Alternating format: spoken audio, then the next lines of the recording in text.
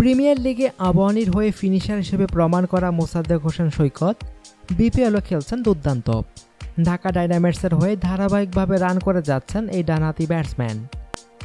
Middle অর্ডারে bat করায় ইনিংসের শেষটা টানতে হচ্ছে তাকেই, আর এই দায়িত্বে বারবার সফল ২০ বছর বয়সী এ তরুণ।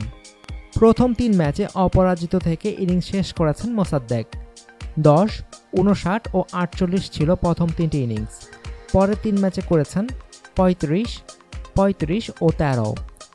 শেরেবাংলা স্টেডিয়ামে কুমিল্লা ভিক্টোরিয়ান্সের বিপক্ষে ২টি ৪ ও ১টি ছক্কায় ১৮ বলে মোসাদ্দেক করেন ২৫ রান।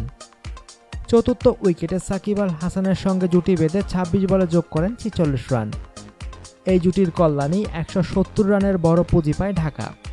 কুমিল্লাকে ১৩৮ রানে বেঁধে ফেলে ৩২ রানের জয় তুলে নেয় সাকিব আল হাসানের দল। ম্যাচ পরবর্তী সংবাদ সম্মেলনে তরুণ মোসাদ্দেকের প্রশংসা করেছেন ঢাকার দলপতি। সাকিব বলেন, মোসাদ্দেকের মাঝে বড় খেলোয়াড়ের ছায়া দেখতে পাচ্ছেন তিনি। সাকিব বলেন, ওর ব্যাটিংটা আসলে আমি যতটুকু দেখলাম, আমি ওকে দেখেছি আসলে আবাহনী থেকে।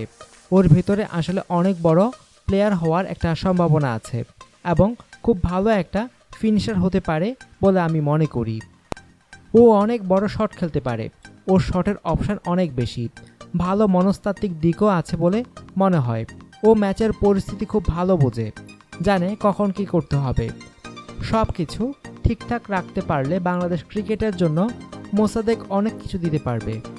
অনুগ্রহপূর্বক সংবাদটি শেয়ার করুন এবং খেলাধুলার সর্বশেষ খবর জানতে স্পোর্টস লাইট সাবস্ক্রাইব করে রাখুন। ধন্যবাদ।